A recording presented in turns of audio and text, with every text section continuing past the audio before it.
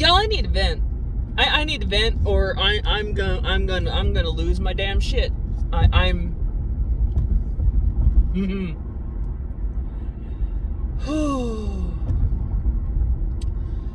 So okay. Backtrack story. Y'all know about my husband's heart. And how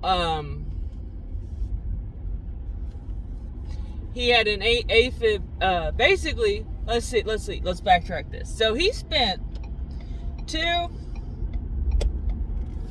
about a month avoiding going to an emergency room. I didn't have a primary because, my genius ass hated doctors so much to the point that I've never really had a primary in my adult life. Like, I've had doctors I went to, I kind of had a primary, but not really. So I have to deal with my stupidity on this because my hatred of doctors has really done more damage to me than it's ever done really any good. And I realize that, and that's why I'm paying for all the shit that I'm dealing with now, and why, this journey and everything like that. So, because, stupid on steroids, I've done it with my health,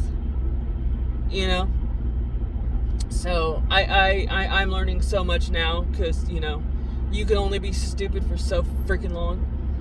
Okay, so, we go a month, roughly, going to urgent care because, I don't know, that's cheaper.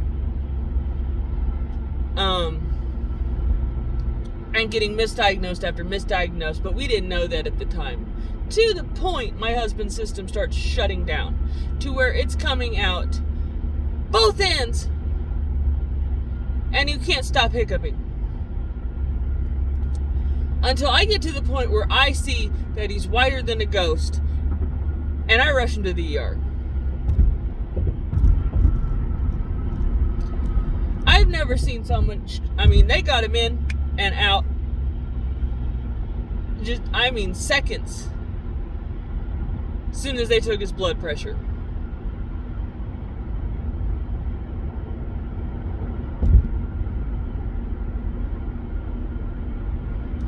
Five days later, 6 days, we find out what it is. The cardiologist tells me for almost 2 days straight, and pretty much for a year after that, how close my husband came to dying. This, for anyone who's truly this stupid, does something to a spouse. To the point, every time the man fucking hiccups, I kind of lose my shit. I become a helicopter wife. I realize, in my infinite fucking newfound wisdom, that I've discovered that I've got a little bit of PTSD trauma. Because in my family, I handle the business. Doctor's appointments. All this.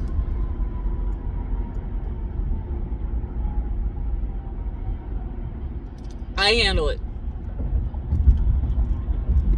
This causes a lot of stress on a person. Almost losing the breadwinner of a family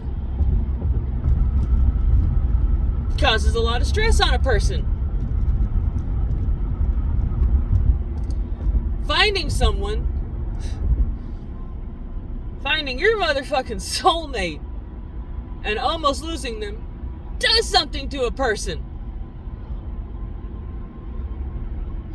Doing and dealing with all of that, plus in the middle of it still going to school, And having to be strong because of the fucking pandemic, you got to deal with this alone, does something to a person. One thing it does is it teaches you just how motherfucking strong you are.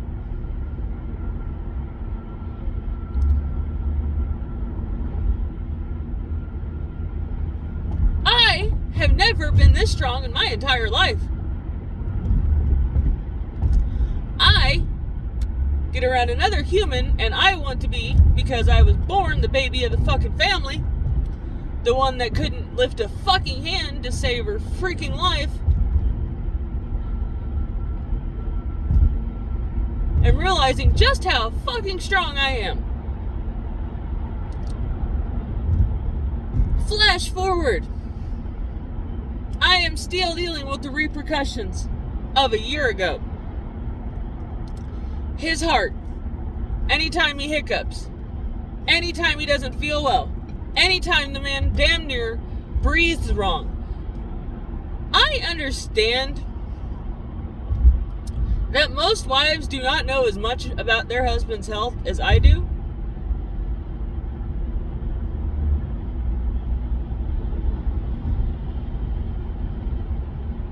But when you basically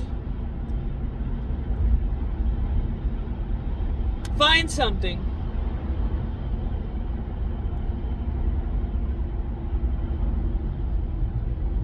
that I will never be able to explain in a billion years, to where it has basically uprooted my entire existence and has changed me to the point I eat, breathe, and sleep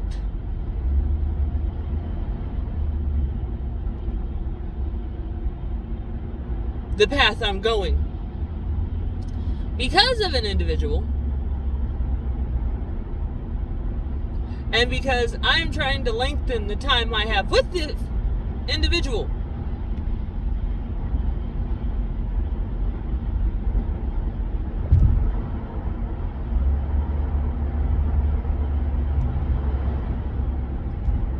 Like I said, ever since then, I'm starting to realize when I get chest pains due to stress, when I get angry, when I get hyper freaking emotional, like I am right about now.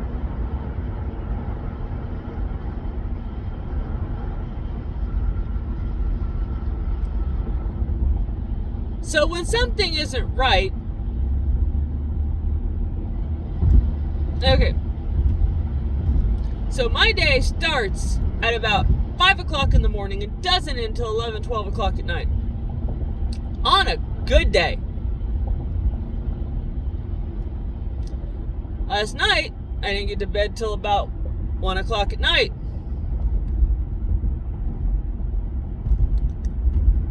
I woke up to my husband in an intense amount of pain. Now, with what I'm dealing with going to school and everything, I don't remember shit hardly. I barely remember my own name on a given day.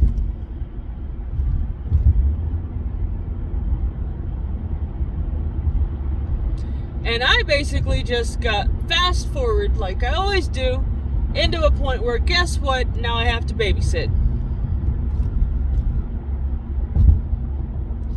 Because my husband fell through a deck yesterday. I become stupid to the fact that because I feel 18 again. With going to school, learning this, getting a new fucking, just for the first time in my life, feeling an excitement about life. To anyone who's younger than me watching my podcast, you do not feel your age. When you have passion, purpose, you don't feel your age. I feel 18 and I'm 41. My husband, on a given time, does not feel 50. Only when it turns cold or when he feels it does he feel 50.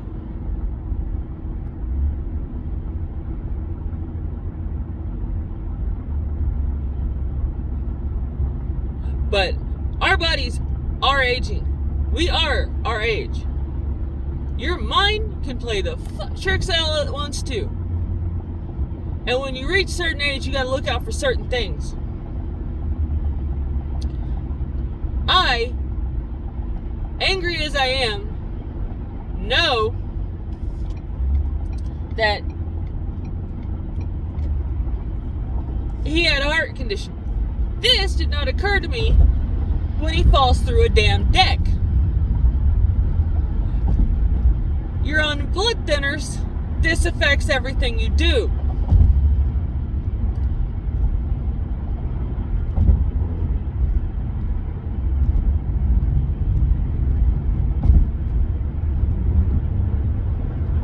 I don't think about telling the doctor he's on blood thinners. I don't think about it.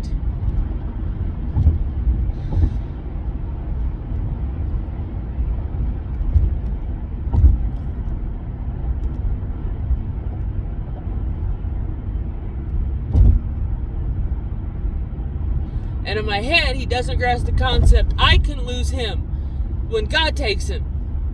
When God decides to take him, I'll be okay. Because it's out of my control if God takes him.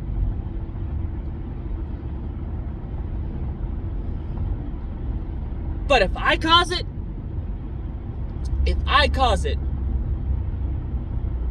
because anything I do, or don't do, or can't think,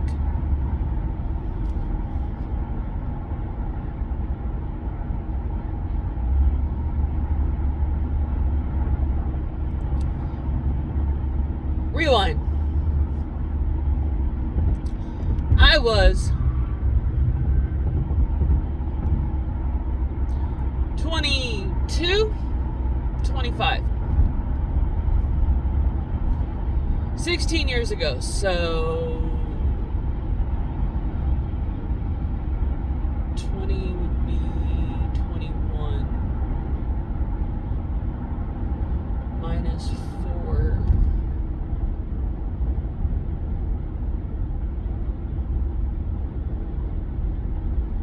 Plus 4. 25. I was 25.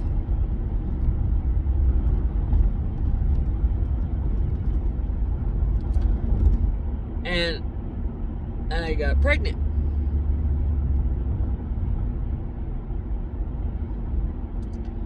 I don't regret too much things in my life.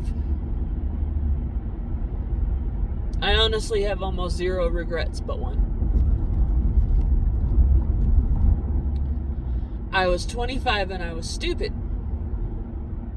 I got baby fever. I wasn't in a really good marriage because I wasn't in love. He was my best friend, but I didn't love him like he loved me. And I knew it the day I married him. I knew it when we started dating.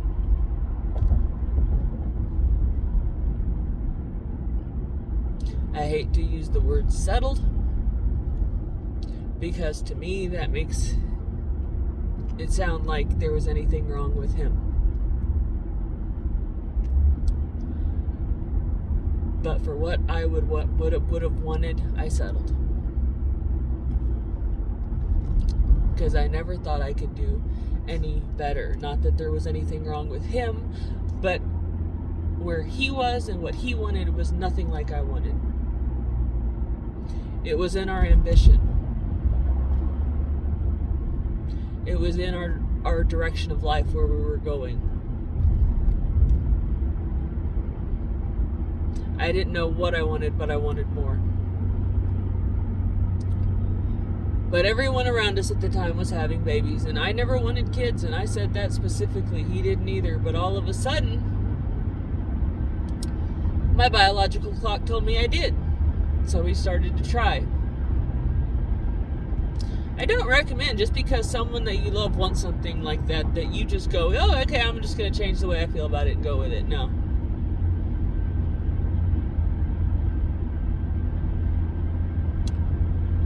Took 3 months of trying. And that is every day, all day, trying. It, to a task-oriented person, became a mission.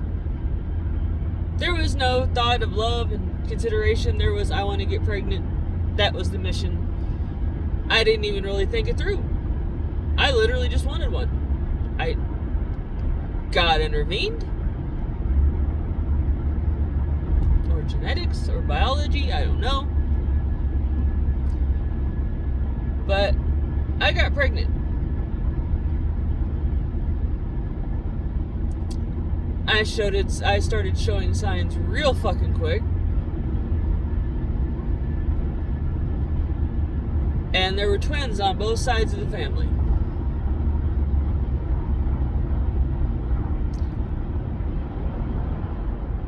I didn't make a lot of money. So they said that you're supposed to go to try to get on WIC and food stamps because you don't make enough and you need help paying for the baby, especially the delivery part of it. I was so stupid. And I was so fucking honest that I couldn't afford a fucking doctor bill.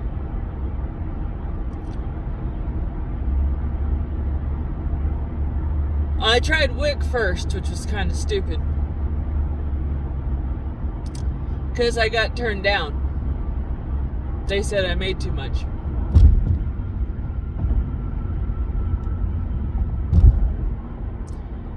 That spent about a month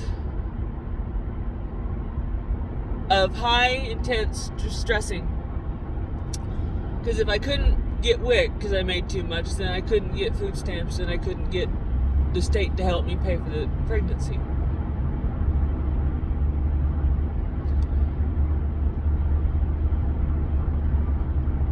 Stress kills. And I lost. And I didn't know if I had twins. And you could say that it was just early in the pregnancy. You could tell me a lot of things. I've heard it all. But I also know what stress does. And I know you're not supposed to stress because in that time period. Now, that was also the time period I was getting misdiagnosed from a lot of things in that one doctor's office. So guess what?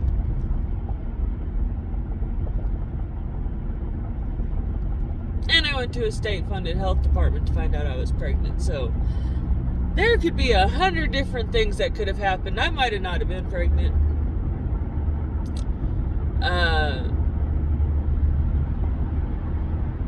I don't know. I might have miscarried twins. I might have miscarried one. I don't know. But I know from 25 to now,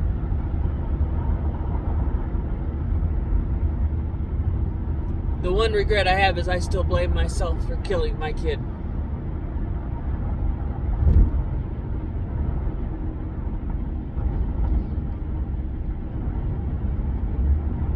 And about 3 days after,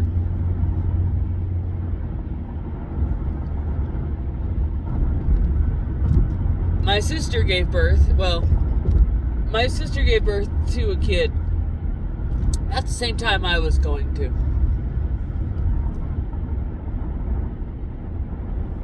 And I to this day can't really look at my niece.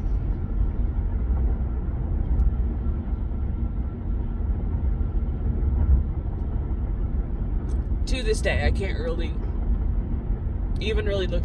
Every time I look at a picture, it really kind of fucks with me.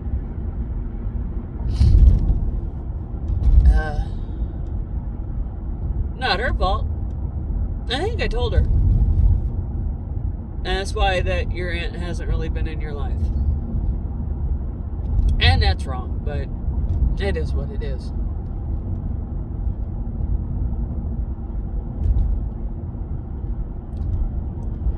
So I know if I have anything to do with my husband's death,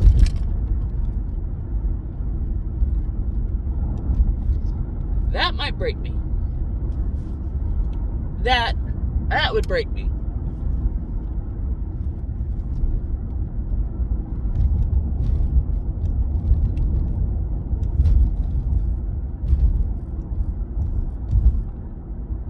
And that's why I get angry.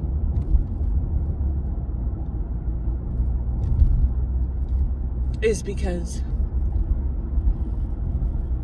I agree that God did me right by not letting me be a mom for more than one reason.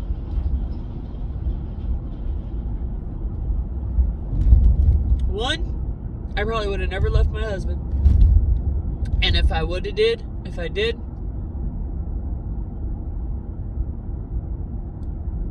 I would have put my child in a very toxic relationship, and God only knows what would have happened then. But the whole trajectory of my life would have changed. And I love my life now. So looking back on it, it was the best thing that ever happened to me. But that is still in me.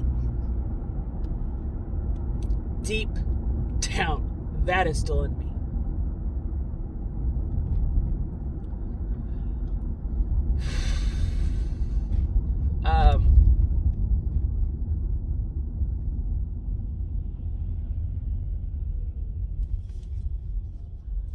So,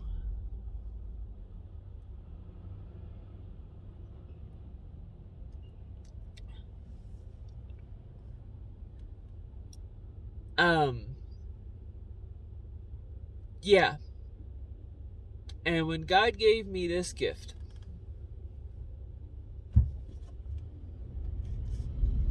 and I knew that I had to handle a lot more responsibility.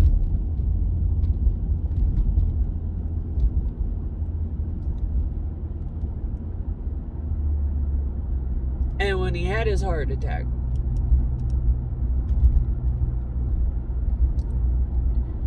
and I discovered through my education that it was salt and stress. And I'm the one that cooks.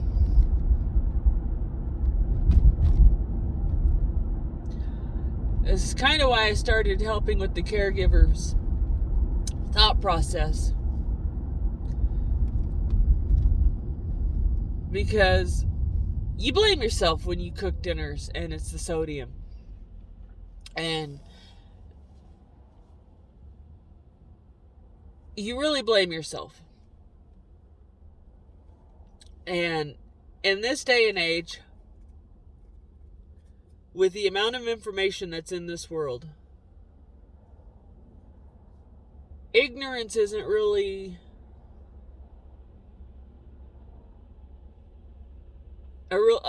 an excuse that people can use anymore, and they know it. But you don't think about it until something happens.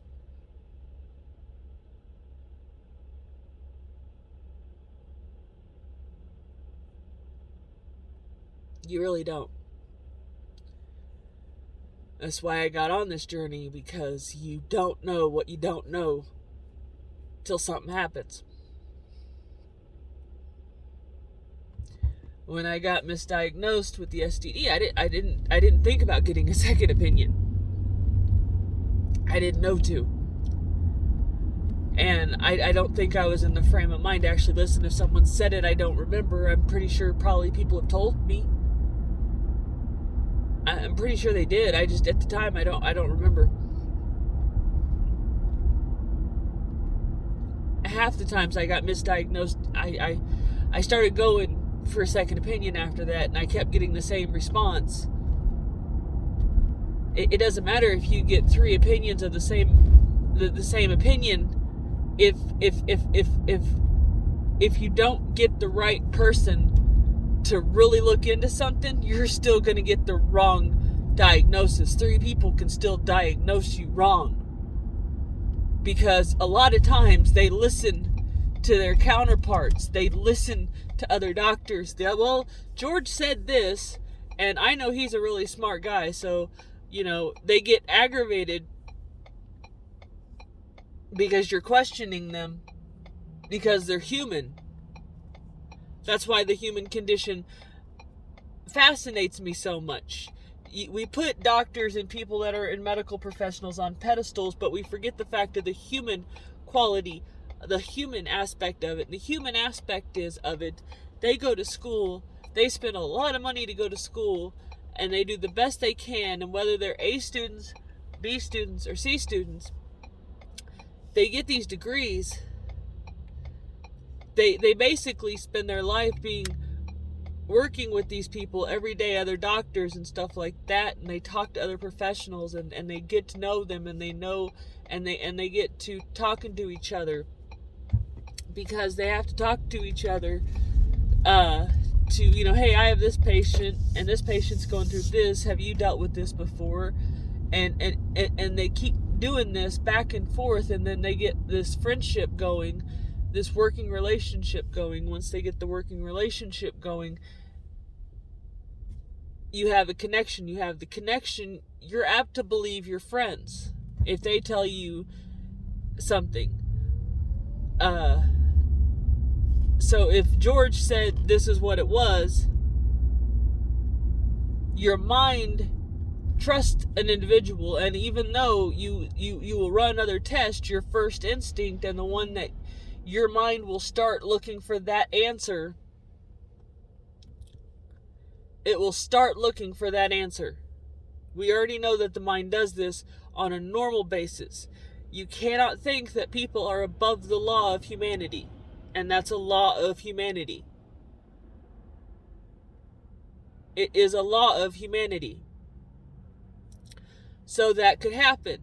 So they say, well, you don't trust George, I trust George, so you start running tests, you start seeing the same things George saw. I don't know why people don't think about this, because they think doctors are above humanity's laws, and you're not. So, so you do this.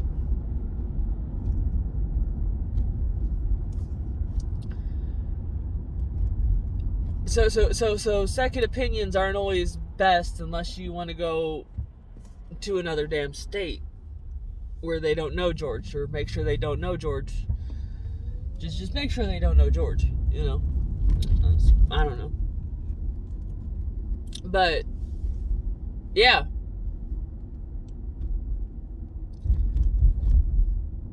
So you don't know, you don't know what to look for, you don't know what to do.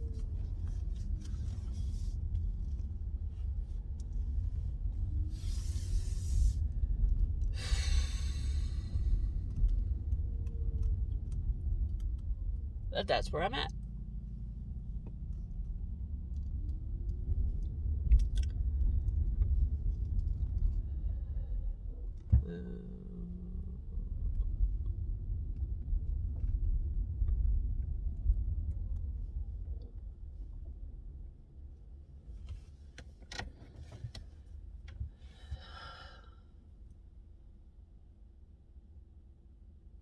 Humanity's a funny thing.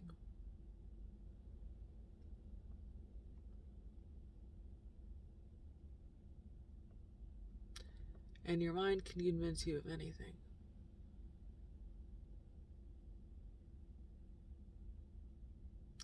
Even if you know all the reasons why something could happen, your mind can convince you that you did it.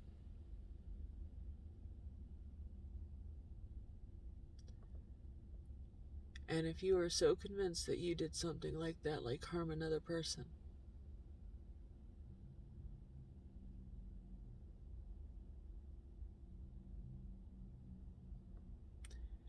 It's not the loss that you can no longer live with, it's that.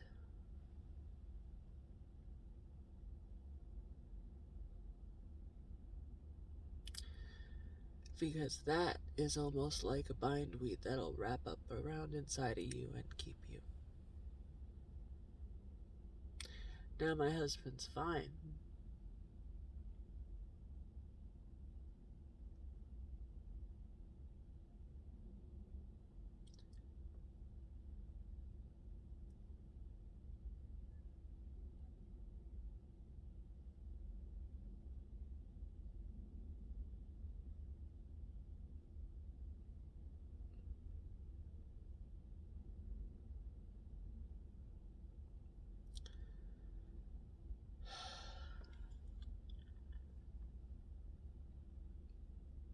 But I'm not sure I am.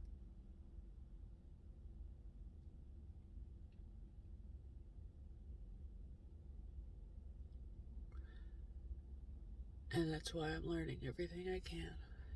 And why I'll add psychology to what I'm dealing with.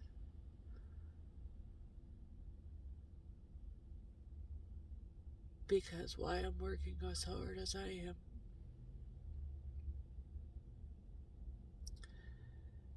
is I think our medical profession needs a little bit of help.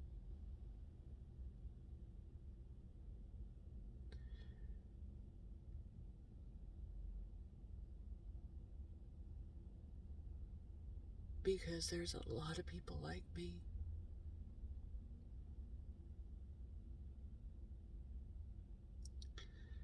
but they don't open their mouths and they don't say it.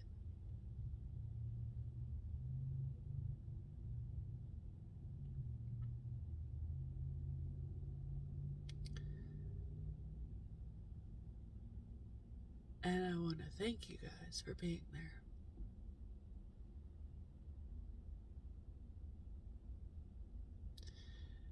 Because I have to talk through this. Because I know when I get this angry that it is nothing more than fear. And the only reason I can get through it is when it turns to anger, I can push through it.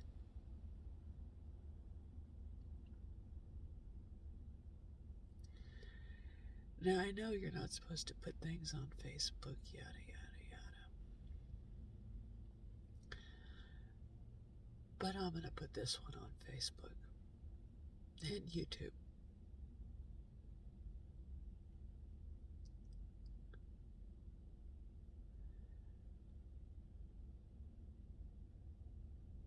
Because I know I'm not the only person. I posted something on the American Heart Association about helicopter spousing when you almost lose your spouse. And I got a lot of responses.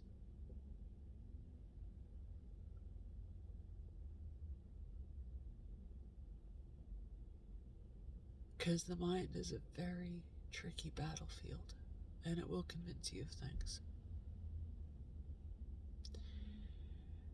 And if you're a predominantly honest person who cares and who has never really been around the medical field,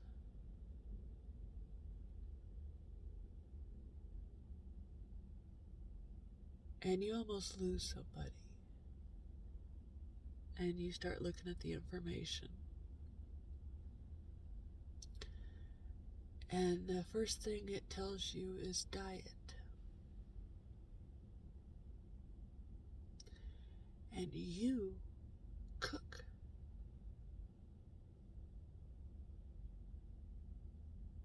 Even the dumbest person is smart enough to put one and one together and start tying and weaving the web to convince yourself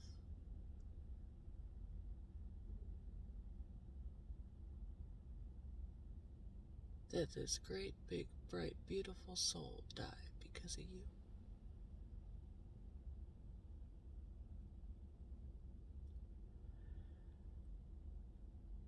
And if you think it out loud, or if you say it inside your head one time,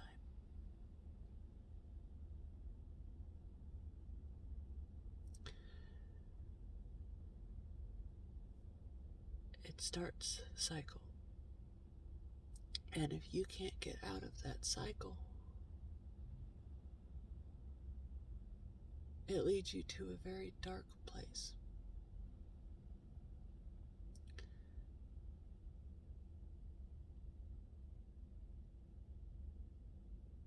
And that's not what anyone wants. So I will post every time shit like this happens.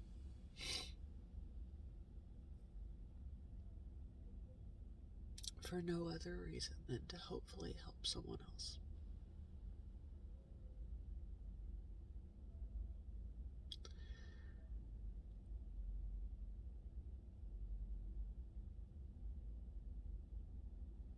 Because the mind is a very,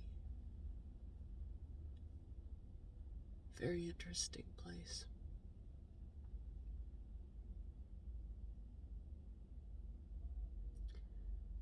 And if you don't talk, and you allow this little lie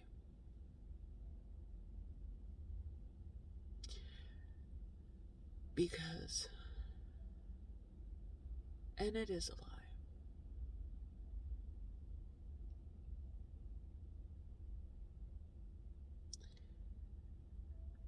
because even though you prepare the food, you are not responsible for another person's life.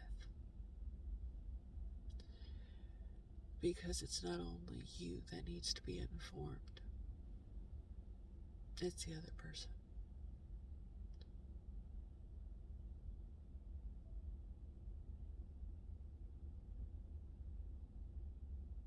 And I'll go one further.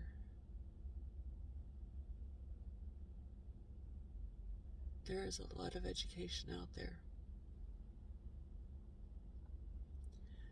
And if we as medical people and medical professionals do not start getting an EQ as well as an IQ and start really working on our emotional quotient to connect with people, to develop a relationship with them, to try to figure out what questions they're not asking because they don't know what to ask and answer them before they get asked.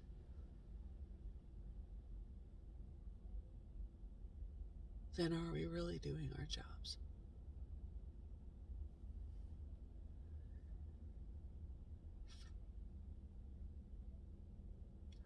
So thank you for joining me today on Autumn Has a Breakdown.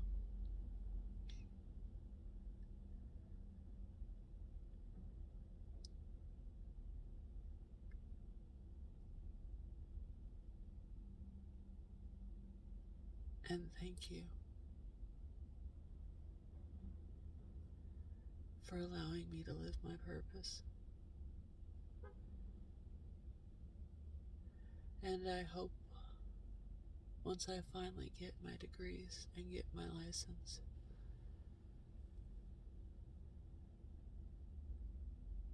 that if you ever do want to get healthy,